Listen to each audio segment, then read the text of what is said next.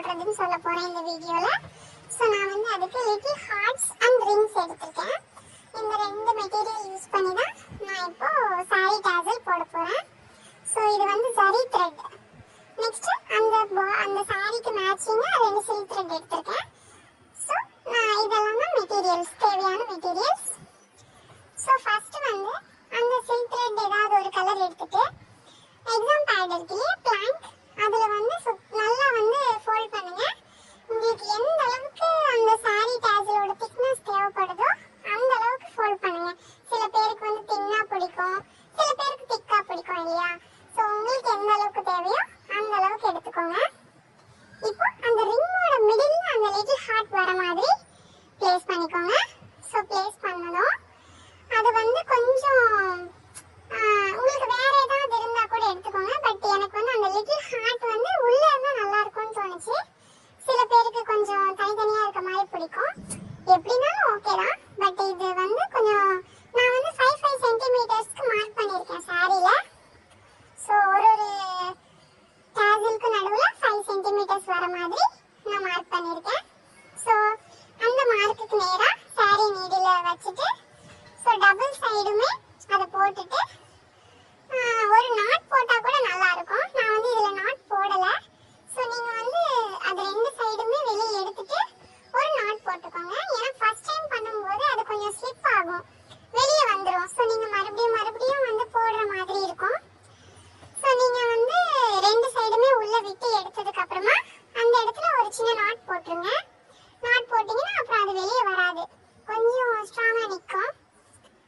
So எடுத்ததுக்கு அப்புறமா நம்ம பிளாங்க்ல வந்து சில்க் த்ரெட் சுற்றி இருக்கோம்ல, அந்த சில்க் த்ரெட்டை வந்து நீங்கள் கொஞ்சம் உங்களுக்கு எந்த அளவுக்கு மெஷர்மெண்ட் ஹைட் வேணும் அந்த டாசல் அப்படின்னு நினைக்கிறீங்களோ அந்த ஹைட்டுக்கு அந்த இது வந்து கட் பண்ணணும்.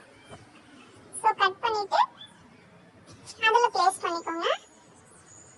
அந்த பிளேஸ்ல வந்து வச்சுட்டு அதை ஒரு நாட் போட்டுக்கோங்க டைட்டா. ஸோ இது வந்து கொஞ்சம் பார்த்து நாட் போடுங்க இந்த இடத்துல. ஓகே, அது நாட் போட்டு முடிச்சதும் ஜரி த்ரெட்டை வந்து இன்னொரு செப்பரேட் நீடில்ல எடுத்துக்கோங்க. ஜரி த்ரெட் எதுக்குன்னா இந்த சாரி இந்த டாசல் வச்சதுக்கு அப்புறம் இந்த டாசலை வந்து டபுள் சைடு ஃபோல்ட் பண்றதுக்கு ஜரி த்ரெட் வேணும். ஸோ ஜரி த்ரெட்ல டபுள் சைடு ஃபோல்ட் பண்ணிக்கோங்க.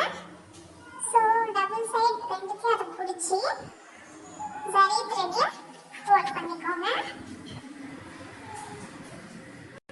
ஸோ அந்த சில்க் த்ரெட்ல அந்த ஜரி த்ரெட்டை வந்து எடுத்துட்டு அதை வந்து ஃபோல்ட் பண்ணிக்கோங்க.